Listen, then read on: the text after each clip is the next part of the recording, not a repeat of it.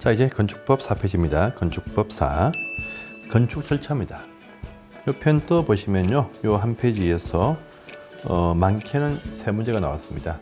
2문제, 1문제 이상 꼭 그러니까 이 페이지도 정리를 해야 됩니다. 자, 건축 절차 왼편 상단에 보시면 나와 있습니다. 건축 절차, 건축주가 건축을 위해서 건축 준비해서 건축에 허가 받습니다. 그러면 착수하겠죠.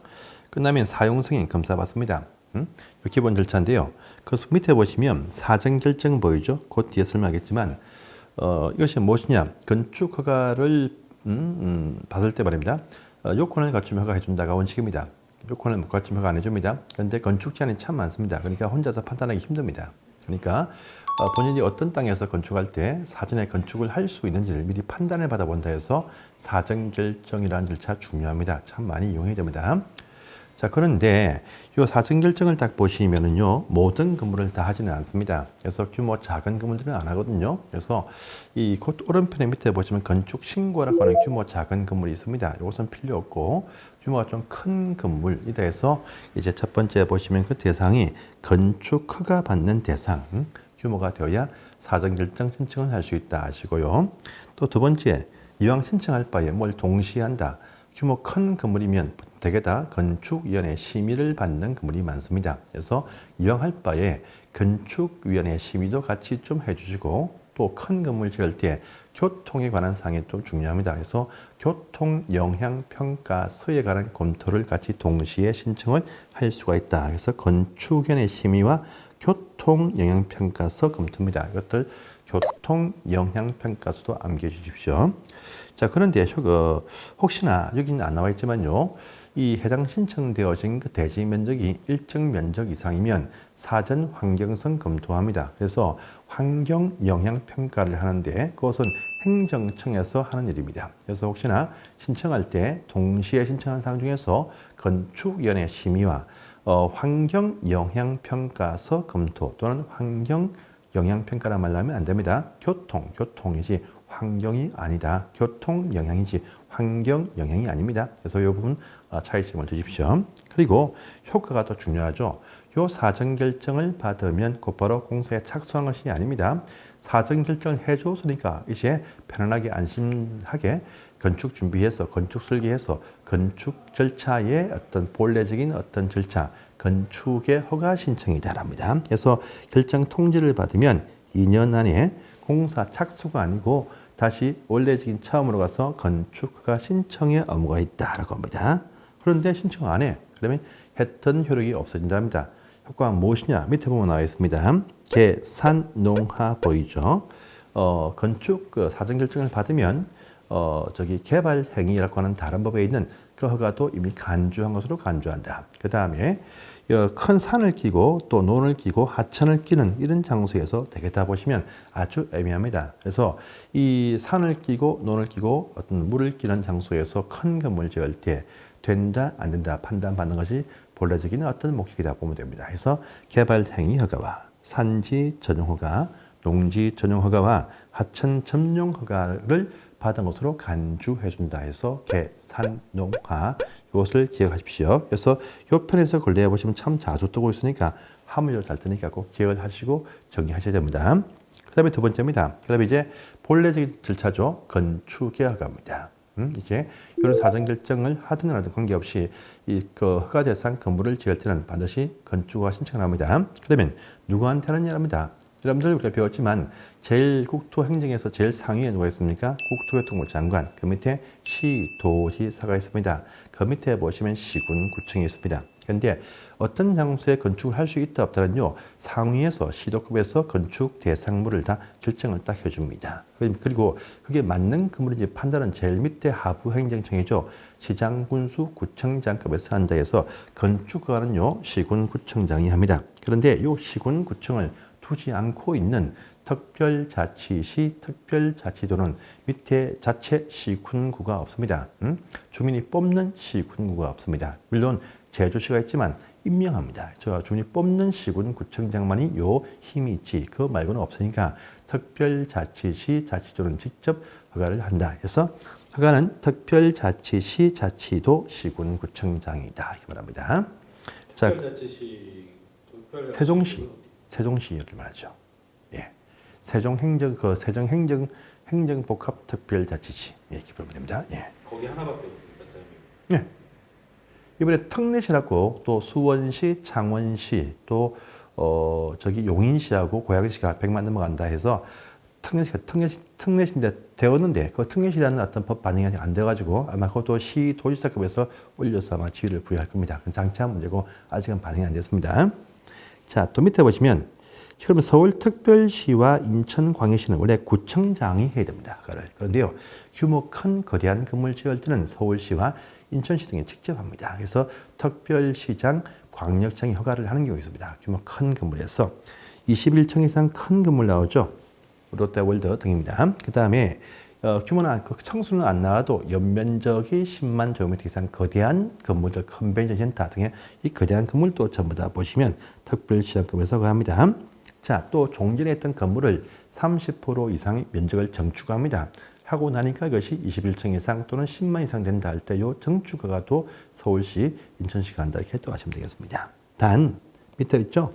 공장과 창고 건물은 규모 불문하고 항상 구청장이 합니다. 이 부분 아시고요. 또 건축위원회 심의를 거친 건물들은 이 심의 통과했으니까 이것도 구청장이 한다. 단 초고층 건축물은 심의 통과해도 서울시나 인천시가 한다. 이렇게 또 단수장도 있습니다. 그러면 밑에 보시면 지방에 있는 시장 군수급에서는요 항상 모든 건물을 직접 다 허가합니다. 허가하는데 저 군수 저기 어딥니까 가평 군수라든지 산청 군수 또 무안 군수가 직접 합니다. 하는데 허가하기 전에 이들이 도지사한테 사전에 검사받고 승인 받아야 허가하는 또 대상 건물이 있습니다. 결국은요 도지사가 승인을 안 해주면 허가를 못합니다. 못하지만 그래도 결론적으로는요 시장 군수가 허가증을 발급합니다. 그런 대상이 있습니다. 위에 서울특별시급에서는 직접 큰 건물 있죠. 똑같은 말 나오면 똑같은 말. 그래서 21층 이상, 10만 이상 등의 큰 거대한 건물 지을 때는요. 시장 군수가 허가합니다. 하지만 그 전에 도지사한테 승인을 받고 한다랍니다. 이건 똑같아요. 예외도 똑같습니다. 또 두 번째, 세 번째 보시면 도지사 측에서 어떠한 목적을 위해서 보호구역이라고 지정해서 공고했습니다. 목적이 뭐냐 하니까 자연환경, 수질환경 보호하자 또는요 교육환경, 주거환경 보호하자고 목적을 발표했습니다. 이 장소 안에서 이제 여기에 좀 걸맞지 않는 건물을 지어요. 그래서 자연 수질환경 보호지역 내에서 규모가 좀 다소 큽니다. 3층 이상이 되거나 또는요 연면적 합계 10만 이상 되는 건물 가운데에서 5개 건물 용도가 나옵니다. 그것이 무엇이냐 보니까요. 자, 공동주택을 지어 필라촌을 딱 짓겠다 할 때 이것도 안 어울리겠다. 그 다음에 일반 음식점 가든을 막 지어 이것도 안 어울립니다. 일반 업무시설 오피스텔 지어놓습니다. 이것도 안 어울려. 그 다음에요 숙박 위락이 안 어울립니다. 3층 이상 또는 1000 이상으로 지을 때 이럴 때 보시면 사전에 승인 받고 나서 해당 군수가 허가라 이 말입니다. 또 주거 교육 나오면 항상 반대가 뭡니까? 위락과 숙박입니다. 이것들은 규모 불문 주거나 교육 환경 보호구역인데 숙박시설, 모텔을 안 좋아하네요. 또 위락시설 안 좋아합니다. 이것들 지을 때는 사전에 승인 받고 해당 시장 군수가 허가라 이렇게 해서 제한합니다. 이런 부분도 기억하십시오. 있지만 이 경우는요 허가는 반드시 시장 군수가 한다는 점도 알아주십시오. 자, 또 밑에 보시면 자 건축 허가의 요건이 있죠. 참 중요하죠. 이것도 건물 지을 때는 기본 조건이 필요합니다. 뭐냐? 건물 지을 땅에 대한 소유권, 대지의 소유권을 확보하라 합니다. 하지만 또 예외가 나옵니다. 다음에 그거는 소유권 아니어도 된다 합니다. 첫 번째가 대지의 소유권 말고 장기 토지 임차권이나 기타 각종 대지를 쓸 수 있는 사용권을 확보했다. 그러면 건물 짓게 해줍니다. 그런데 이 경우는요. 분양하기 위한 목적의 공동주택은 제외다. 이 말은요. 소유권만 필요하다는 말입니다. 그래서 공동주택을 지을 때는 항상 빌라를 지어도 대지의 소유권 확보해서 허가 신청하라 이 말입니다. 자, 또 두 번째 상이 중요하죠. 공유하고 있는 토지나 건물이 있습니다. 건축을 하고자 합니다. 정축이나 또 신축합니다. 이때는요. 공유자 수, 사람 수의 80%와 또 공유자 지분의 80% 이상의 각기 확보에 허가 내어줍니다. 그러면 이 경우에 허가 받았어. 반대하는 분은 어떡합니까? 반대하는 분 계속 버팁니다. 싫다고. 그러면요. 할 수 없어요. 시가를 제시해서 매도 청구를 할 수 있습니다. 강제로 뺍니다 이거죠. 단 3개월 이상 협의를 한 다음에 공탁 끌고 시행권을 주겠다. 이렇게 나옵니다. 이런 부분도 보십시오. 또 세 번째입니다. 대지가 국유지, 공유지가 포함되었습니다. 그때는요, 국공유지 그 관리청에서 판단은 동의서 확인서를 띄워주면 아까부터 내어줍니다. 이것도 보시고요. 또 공용 부분에 관한 변경을 하고자 할 때입니다. 이때는 집합금융법에 있는 공용 부분 변경을 위한 관리단의 결의가 필요하다. 이것이 어떤 것은 뭐 3분의 2, 어떤 것은 또 과반수, 어떤 것은 또 5분의 4, 다 틀립니다. 그래서 이제 그냥 결의 이렇게 표현합니다. 건축 허가 대상 추상 복합 건물 있죠. 이것을 이제 바로 거기 해당 그 주택법에 있는 그런 요건을 따르겠다라고 하는 법을 또 같이 보시면 되겠습니다. 여기까지가 기본 요건입니다. 자, 오른편에 가시면요, 이 허가를 취소 거부 시한 참 중요하죠. 중요하지만 이 파트는 다음 시간에 하겠습니다. 감사합니다.